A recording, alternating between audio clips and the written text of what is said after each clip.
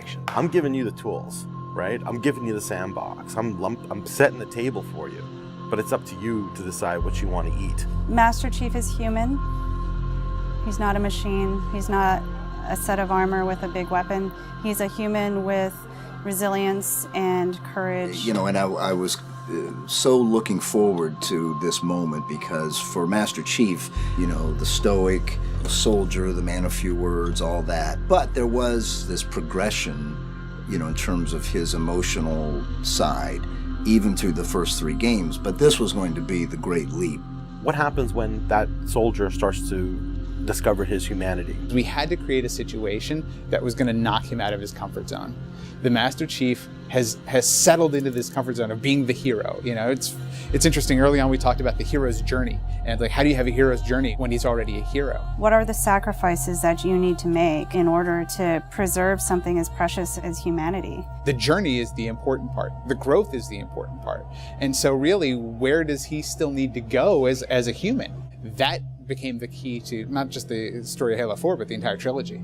We're really examining what sort of burdens a Guardian carries. In a lot of ways, the story that we're telling with Halo 4 is about putting Chief in circumstances where he's forced to change. He's forced to take stock of himself. In a way, Chief is a Guardian. Cortana is Chief's Guardian. The Forerunners were the Guardians of their own universe, and they might have to make a decision that not everyone is going to agree with and that some people might condemn.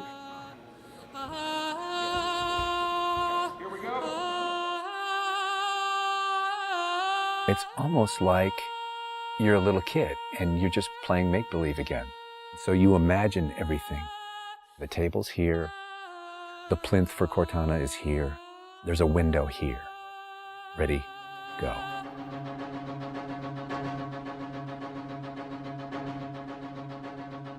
How can we immerse the player even more in this world that we've built around them? I'm not doing this for mankind. How can we have Chief have to deal with his own humanity? Everything had to be predicated by what the character needs were and what direction the characters needed to go in. The art direction specifically for Halo 4 isn't about creating an emotional tone for Halo 4, it's about creating an emotional tone for every single moment and experience that the player needs to understand. Similar to what we said is that, you know, we build what we need to see. We can't look too far this way, it starts to fall apart. But back in here, things are looking good. Film is like, I'm going to create something and it's going to be awesome and I'm going to polish it and I'm going to own it, but I'm going to share it with you, which is very different than game storytelling, which is I'm going to give you all the tools, I'm going to give you all the possibilities, and it's up to you to discover it. Answering questions and answering the directions that the narrative had already taken to find the path forward for us as we started to tell the story. We're always telling these huge, big stories. We've got Infinity, it's the biggest ship that has ever been launched. We've got Requiem, which is like the biggest Forerunner artifact we've ever found. But in the middle of all of that, we've got this very small personal story between Master Chief and Cortana. You tell a story with every detail that you put into a game. Immersion is really what allows somebody to believe your universe and also to become emotionally caught up in your universe. Ready to get back to work? I thought you'd never ask. How do we make sure the sights and the sounds and the things that they're feeling as a player inhabiting that suit really comes through more clearly? And you know, technology has allowed us to do that with much higher fidelity than back in the CE days. Okay, so those are definitely bigger ones. Yeah, those start to get... Just because we've got more people. Let's roll video. Yeah. So this will be just video and audio only, no face, no mocap.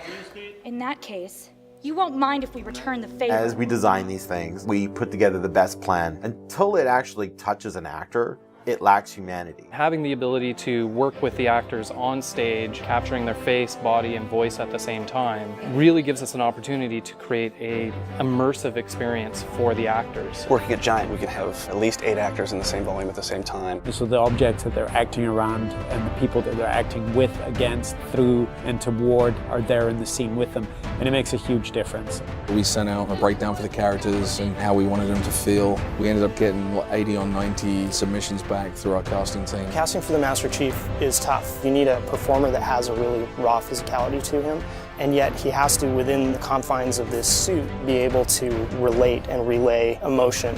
I like to express myself. I freely do it. I wholly do it. I enjoy it.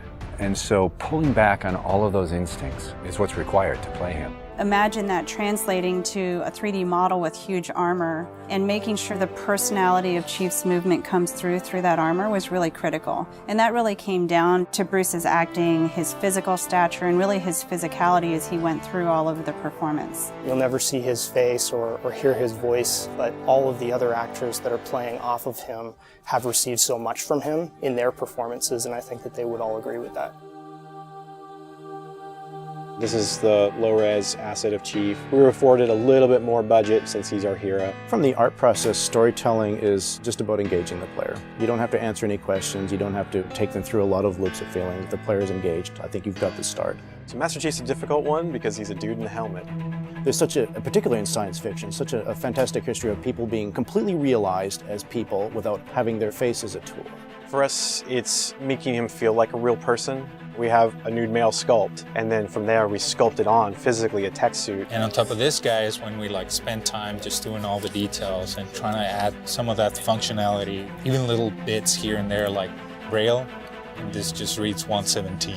I think it's connected to having even more modern visual flow when it comes to his lines, his design, the way you follow the outline of Master Chief. Trying to put it into an area where it feels realistic, that it feels kind of tankish. What do you think of a tank? You think square, you think metal, there's some wear and tear on the edges. So those things we want to grab, put them on the Chief so it communicates that. The fingers are missing here on these. They have armor caps that come on, but he doesn't have armor caps on his trigger finger or thumb finger so that he could have more tactile sense when he's shooting and loading his weaponry. The last thing we just changed was his visor. His visor picks up the elements based on the room that he's in. We want to take every inch of the character to tell a story as much as we can. Above all, he still needs to connect to the player and they still need to understand him as being that character. It's somebody who's been very loved over the last 10 years.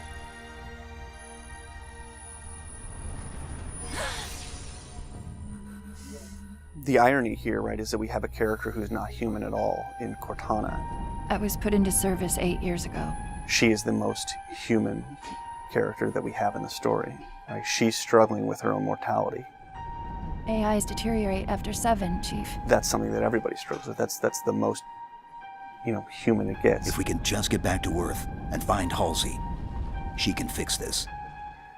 Everyone has to figure out what it means to die.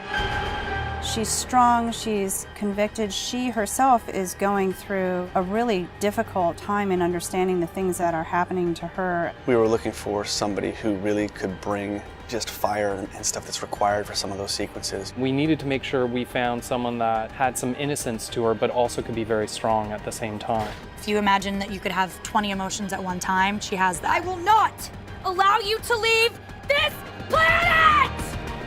She's really the heart of the game and the heart of Master Chief and explains what's going on and why it's a problem. I didn't mean to. I didn't mean to do that. Cortana is certainly our biggest human connection, I think, with the entire story. How can we see these subtle details in her facial structure? It's the Forerunner symbol for reclaiming. So this is the baseline where we started from Cortana, and then we go through and tweak and modify, having all these different elements moving throughout her that make her feel alive constantly. We wanted to make it to where you could have code flow lines start from every digit from her toes to her hands, and then be able to flow all the way up into her head. What you experience is her taking care of you as a player from a gameplay perspective, but I think you also start to get a sense of how she takes care of the human side of Chief. Wake me when you need me. They spotted us. Bringing Jen and Steve in and having them layer their voices over the character performances in the cinematics, that just brought the whole experience together. You look at just the number of lines that the Chief has had over the course of the franchise, and it's not a lot. How much firepower would you need? And yet people will immediately call you out on the Master Chief's voice being something very distinctive and important to them. The funny thing is that they've had this off-screen chemistry because they didn't actually meet until last year. Not only is this the first time they've ever sat together on a panel, this is the first time they've ever been in the same room or even met. So seeing them meet and seeing them have that chemistry in real life and seeing how they acted together in scenes, just felt like we just missed this opportunity for all these years to actually get them together and get something even more memorable and more exciting out of them. From the beginning, they were great choices for those characters. Steve has this very stoic personality that comes through in his few words. The same way Jen's voice is confident and it's strong, but it can also be playful. You do know you don't have to wait until the last minute just to impress me, right? In many ways, Halo 4 is the first act. We want a player to be able to ask themselves what it is to be a hero. Is the sacrifice worth it? I often think of him as like Atlas, you know, like he's got the weight of the world on his shoulders all the time. Chief and Cortana are the same person, but she has always been the reflection of his humanity. People don't play Halo to watch a soap opera, and yet you don't want to just be kind of pulp. To me, it's a natural progression of this story, and it takes this relationship to the place it should go to.